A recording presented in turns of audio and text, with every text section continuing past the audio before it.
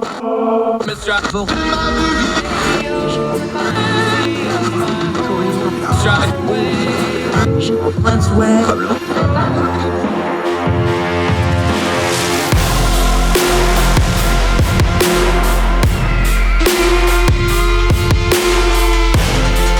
your host, Andrew Donaldson.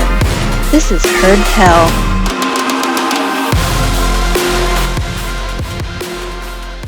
Welcome back to Heard Tell. Okay, let's go down to Argentina, a country we covered a couple of weeks ago in a big picture. We're going to get a little more granular, get some detail of what is going on down there. New face to the program. Happy to have him. Young Voices contributor, also a contributor with things like Forbes Argentina. He is the project manager of Fundación Libertad. I don't think I said that right, but you can correct me when you get there. Marcos Falcone, great to have you on the program, sir. Thank you so much for your time today.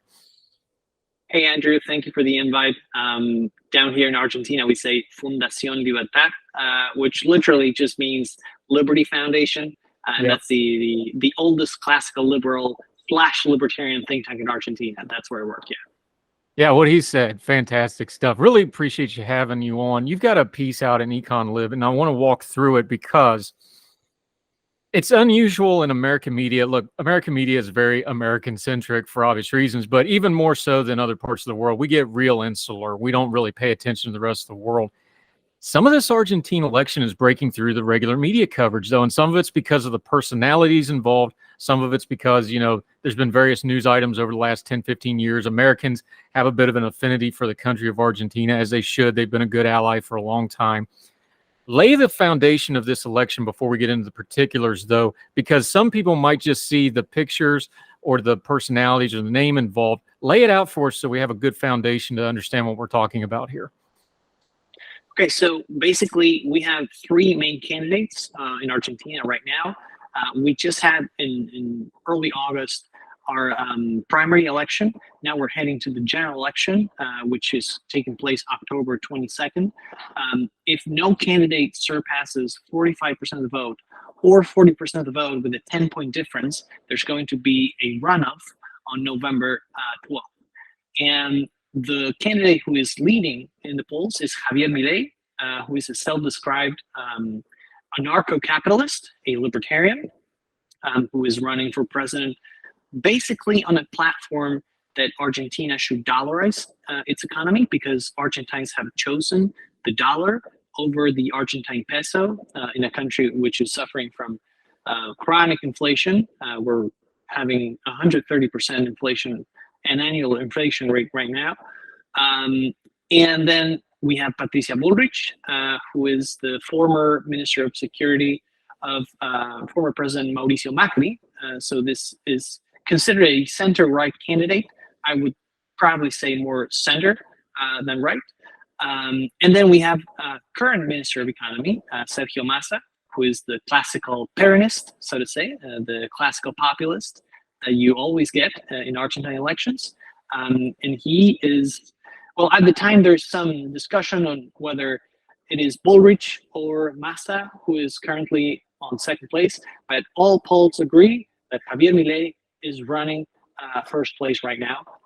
And some people are even asking themselves whether he's not going to win in the first ballot, which would be huge, incredible news, as it was when he came first in the primary in August. Because just to finish up this introduction, this was not expected. Polls were saying that Juntos por el Cambio, which is a coalition of Bullrich, was going to come first, and then there was going to be second place for Sergio Massa, the current government, pro-government coalition, and then in third place, Javier Milei was going to come.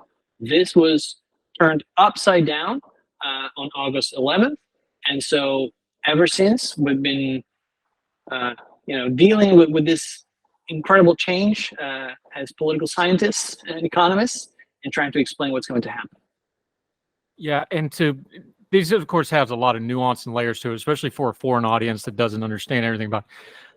Kind of the theme, though, since this happened in August, though, and you touched in it on your piece, and read this entire piece. We're going to link to it in the show notes, especially those links about the poverty line and things like that. A lot of detailed background information you'll want to educate yourself on.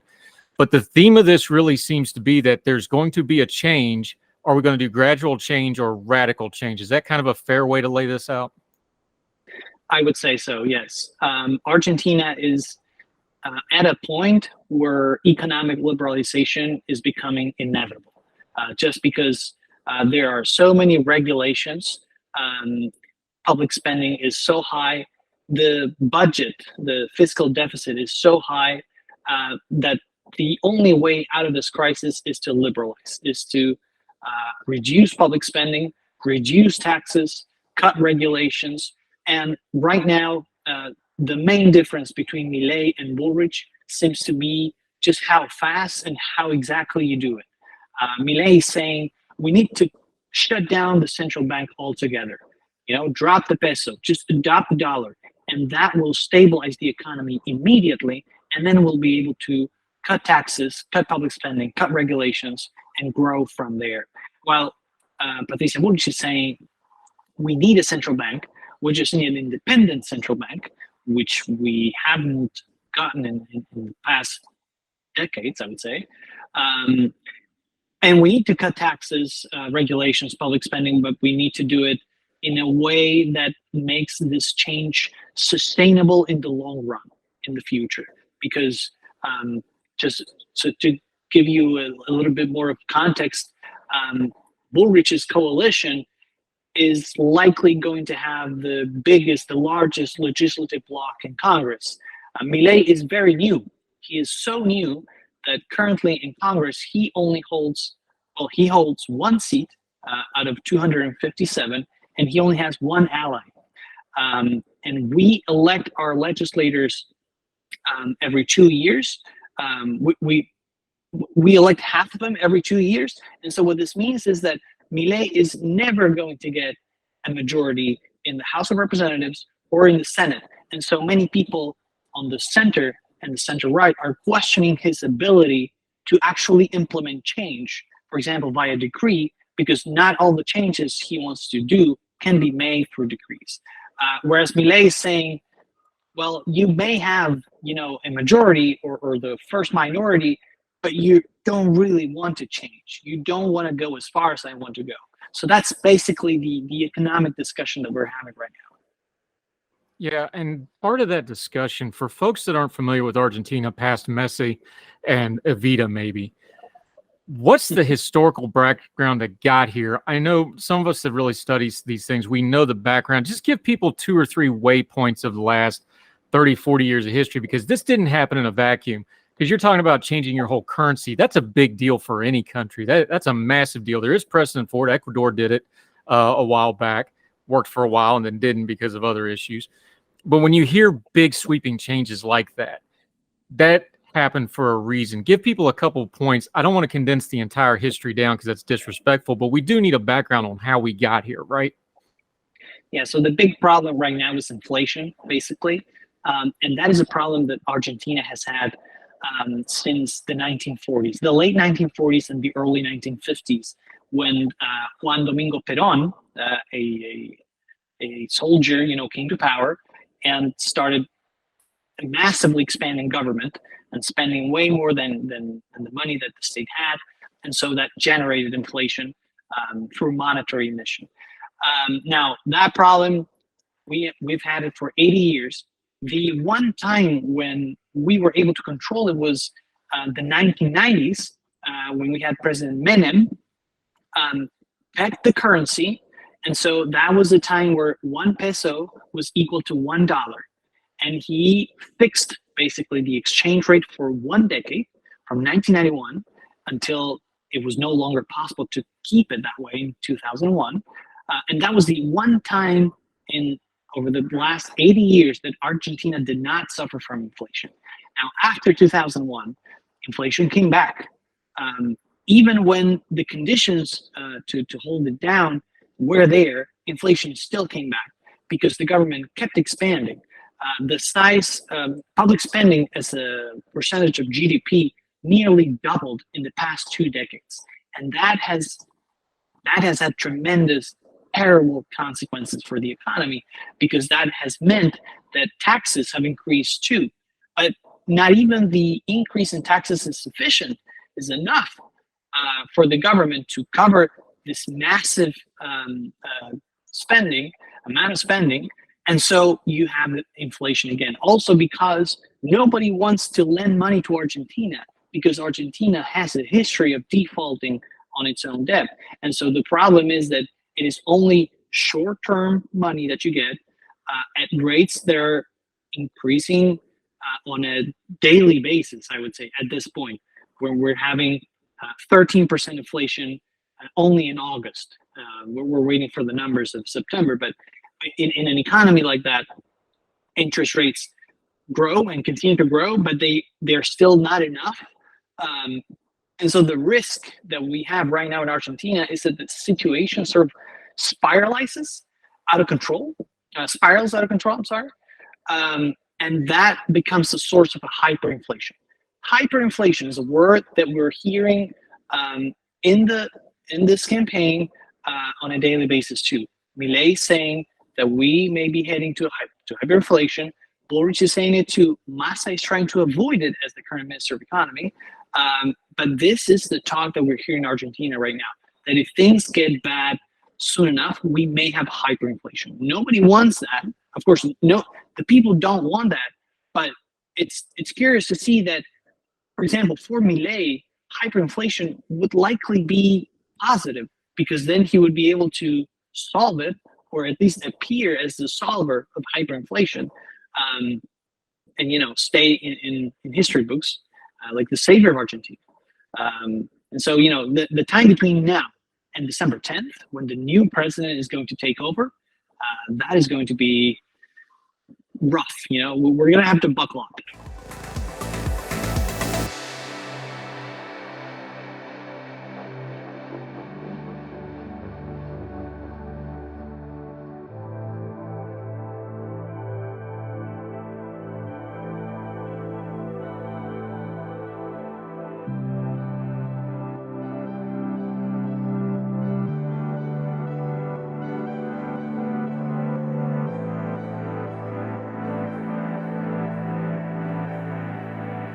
Yeah, Marcos Falcone joining us. When it comes to Argentina, because we have these big personalities, and we'll talk about Milei in just a second, where are the people at? Because the American audience, we don't do real good with fiscal policy. All those numbers go over our head, and we go chase another flashy object in the news. We've had inflation to a smaller scale over the last year or so people are talking about it, but they don't really think about it, I don't think, as far as fiscal policy goes. Where are the people in Argentina? Because we're talking about policy. You're a policy guy. You know well and true, economics is not a sexy, popular thing to talk about. Where are the people at, other than is it just raging at the government, or do they have an understanding and an idea of, no, we don't want to do this? Hyperinflation is one of those words that get people attention. Where are they at in this process, do you think? Well, the great merit of Javier Milei has been to introduce topics like these, like fiscal deficit, like a balanced budget, inflation, in the public mind. Ever since he started appearing on TV, some 5 years ago, in his very, I don't want to say strange, but curious way, by shouting at others and screaming on TV and just being histrionic, he has conveyed, the need for a balanced budget, the need for, tamering inflation in a way that nobody else was able to do it previously. But having said that, I do think that the Argentine people are just fed up, basically, with this situation, and not just with the government, because if the public identify only this government as the culprit, then the coalition that represents the previous government, the Macri government, would be, running first, but it is not. So right now, what you have is a feeling of an anti-politics feeling in the Argentine people. People are fed up. People go to the supermarket and they see that on a weekly basis, for example, prices change. But their salaries don't go up the same way that prices do. People just want to end this. Whatever this is, they want it to stop. I'm not going to say that the Argentine people have turned libertarian all of a sudden, because I don't think that's the case. I just think we're lucky that the rage that the people are feeling is going to Milei, because it could have well gone to a far left candidate, for example, and that would have been terribly disastrous for the country. But I don't think that people are turning libertarian. I think people are following Milei because they think that Milei has a solution to the economic problems that Argentina faces. Yeah, Marcos Falcone joining us. That's really the heart of all this current issue with Milei, though. And that's why it's broken through the coverage in the international press and in the American press. Look, the press gets lazy. They're going to, in America, they're going to compare everybody to Trump. In BBC, they're going to compare him to Boris Johnson. You get a loud, big personality type. He's got that funny haircut. He's loud. He yells. He's riding down the street in a car with a chainsaw. He's doing all that stuff. Is there substance to the sizzle? Is there steak to the sizzle? That's the question the outsiders have. You already brought it up. There's the questions like, if he gets into power, is he going to have a ruling coalition to actually do this stuff? That's the question people have from the media coverage. As you see it, though, what's a fair representation under the antics, which, as you said, it's people fed up. We've seen it before all through history. You can get the rage to get into the power. Can you channel that into something productive? That's kind of the big question and the unknown here, right? Well, I think Milei's success depends, well, first on getting elected, which is no certainty. I mean, it is a likely scenario, but we don't have 100% certainty of that. And then I think his success will depend on how on whether he's able to build this coalition that you were talking about. And he has taken steps to already try to secure support, for example, from trade unions. He's trying to get, for example, support from Peronist union leaders. Some of them notoriously corrupt, like the people know they're corrupt. One of them, back in the 90s, once said that, we Argentines, we need to stop stealing for 2 years. And now he's meeting with Milei, and Milei's trying to secure support from him. But why is Milei trying to do that? Because he's likely to attempt changes to labor legislation, for example, that if he has no allies, will not go through, or will be traumatic for the population just because, we'll have demonstrations on the street on a daily basis. And things will become unbearable. So Milei is trying to build this support. I think if he wins the election, then the question will be, how exactly does he secure a legislative bloc that is large enough to survive? Because we also have impeachment, for example, here in Argentina. And if the opposition decides that they don't like Milei, they may have the numbers to just remove him from office.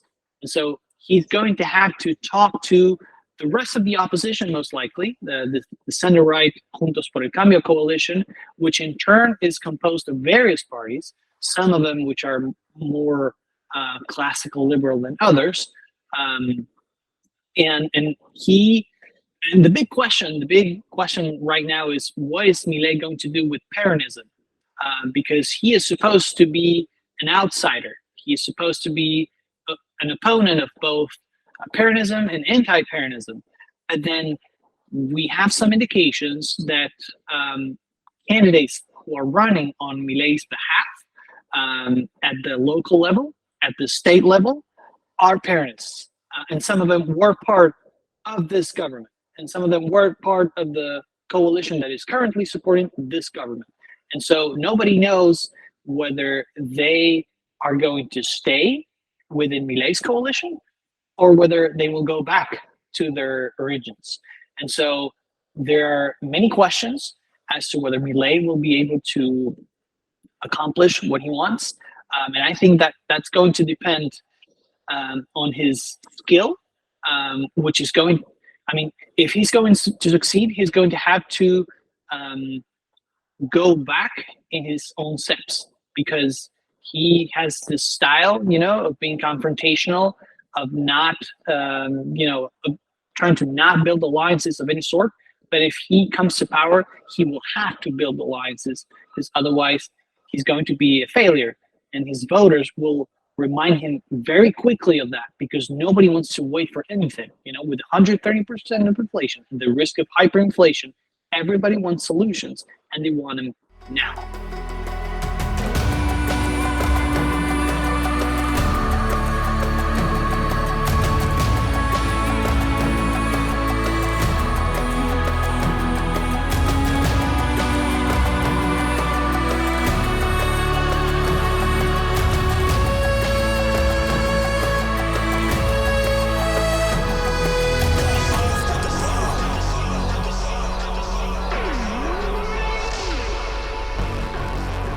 Marcos Falcone joining us. Part of this dynamic is not just, how charismatic Milei is. His opponent is part of this story as well. Like you said, this election isn't wrapped up. Anything can happen. But Patricia Bullrich, she has a dynamic working against her, and you bring it up in your piece. Again, read this entire piece. We're going to be linking to it, where the gradual approach she is presenting and advocating for, this is recent memory stuff where they've heard this before in Argentina. They've seen it within the last decade or so, and it did not go well. Now, obviously, that's not all on her. The gradual approach is usually, sounds good on paper, right? But that's a dynamic that's playing against, and it's probably feeding into the charismatic and the over-the-top stuff that Milei's doing a little bit too. Talk about that dynamic a little bit, because that plays into the voters' mindset of, well, I've heard this before. This guy may be a little off kilter and a little crazy, but let's try something here. Yeah, so between 2015 and 2019, we had Mauricio Macri as president, and he was able to, basically kick Peronism out of power. It had been in power for 12 years, but then he did fail, and that's why Peronism went back to power in 2019. And so it's curious, because Milei actually likes Macri, and he has said that they usually talk. Apparently, Macri likes Milei too, and he thinks that Milei may be able to accomplish what he was not able to. But then Macri is, of course, he is sort of obliged to support his candidate, his former minister, Patricia Bullrich. But it looks like Patricia Bullrich is not even as economically conservative or classical liberal as Patricia Bullrich. In that way, the change within the Juntos por el Cambio coalition has been for worse. They did not become aware that this gradual approach, of just slowly lowering taxes, slowly lowering public spending, does not work. And that's worrisome. That's worrisome for many voters.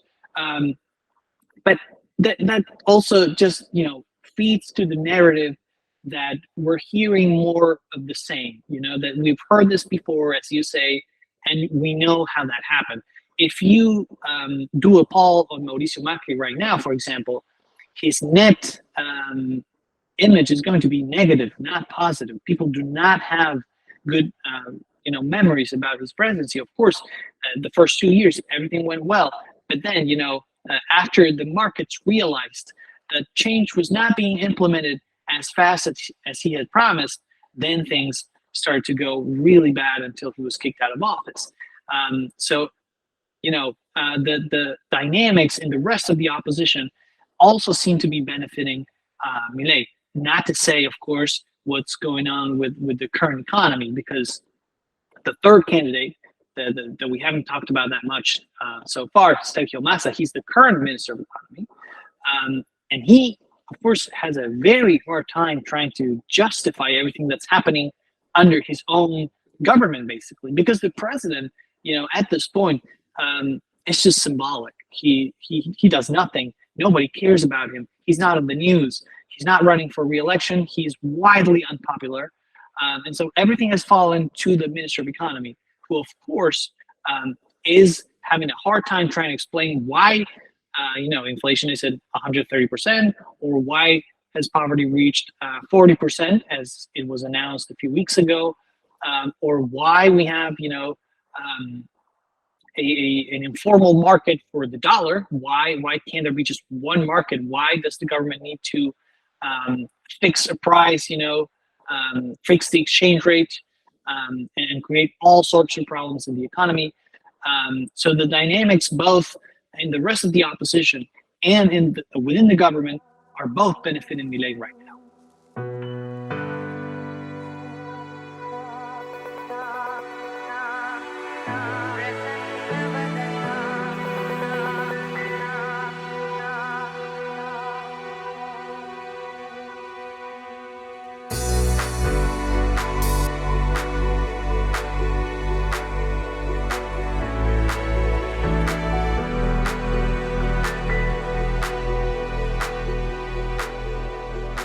Marcos Falcone joining us. Let's kind of round it off to where we started here.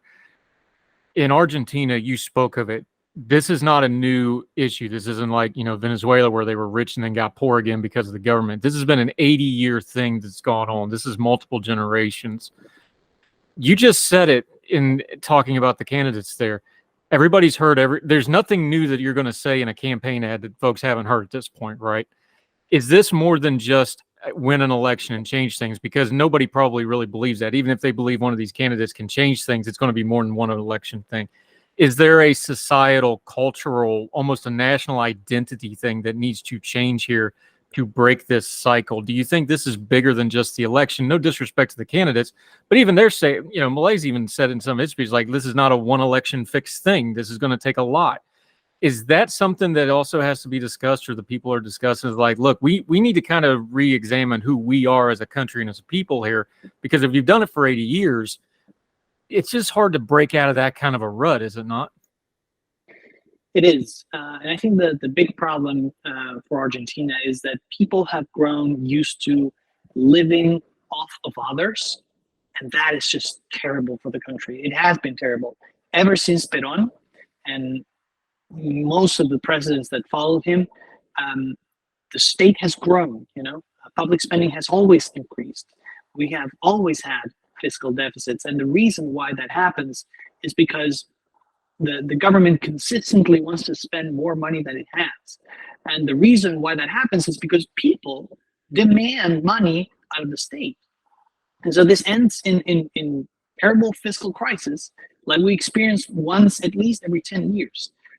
And so what needs to change is the cultural sort of idea that people have a right of living off of the state. If you analyze today the number of subsidies that exist, the number of handouts, in terms of how many people receive handouts and the amount of money that they get through handouts, it's just through the roof. Right now in Argentina, you could be able to make a living just off of handouts, government handouts. You don't even have to work. When that happens, you have this vicious circle of people just dropping out of the job market because they can get money out of the state, but then the state can't really afford that.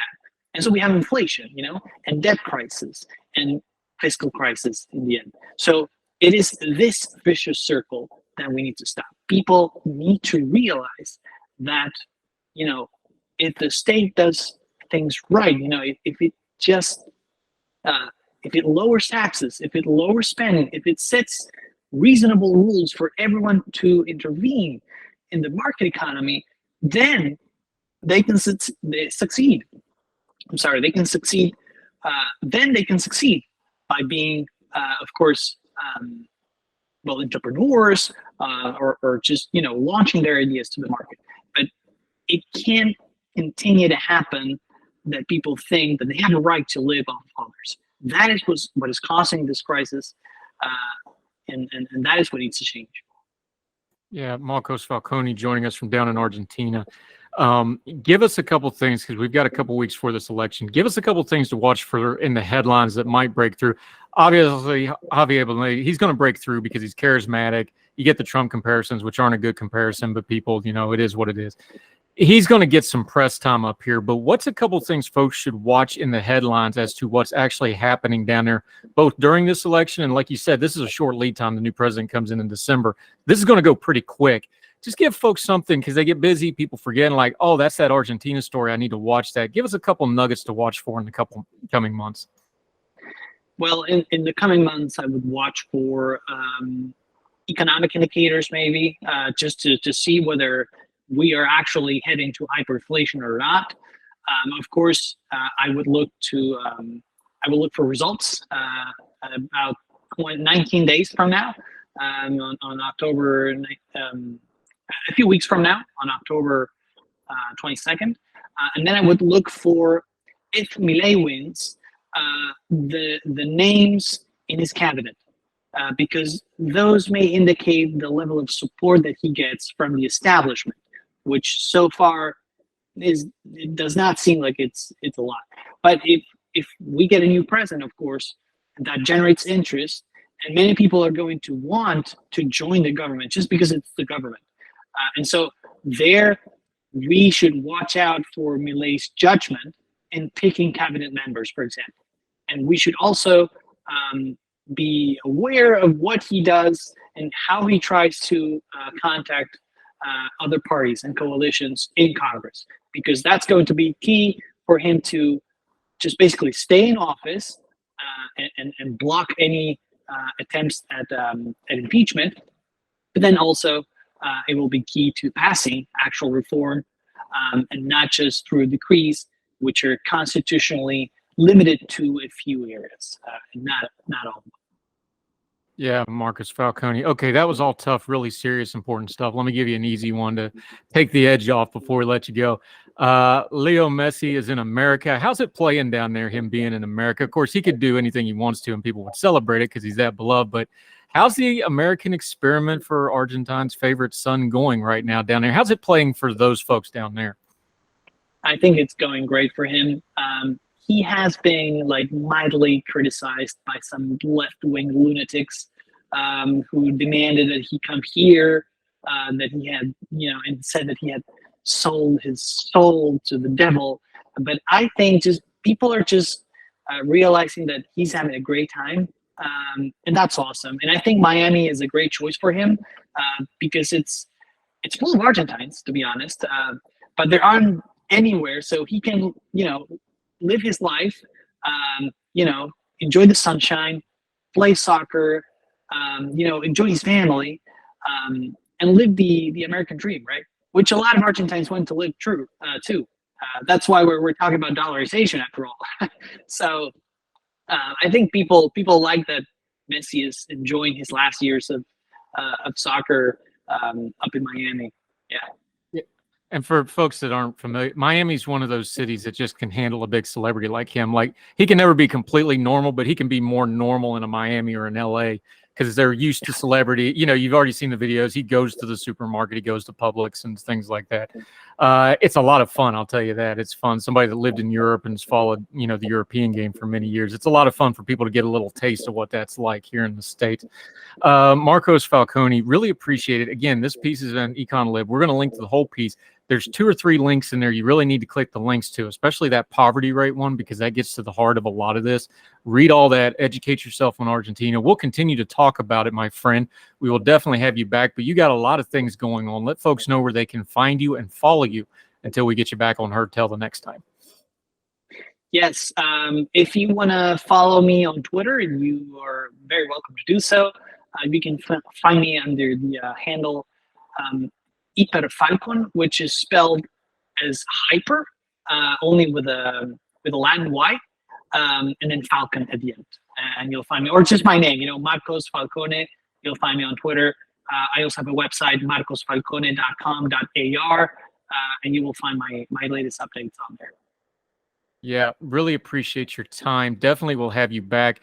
We try to stay on top of this. We had talked about Argentina as some of the other elections. There's a lot of elections going on. There's some good ones that aren't, like this one where there's some then you got stuff like Ecuador that's really ugly right now. We appreciate your insight as we try to keep a global perspective. Thank you so much, sir. We'll have you back soon. Bye, Andrew. Thank you. Thank you, sir. All the music on Heard Tell is provided under a Creative Content license from monstercat.com. Somos la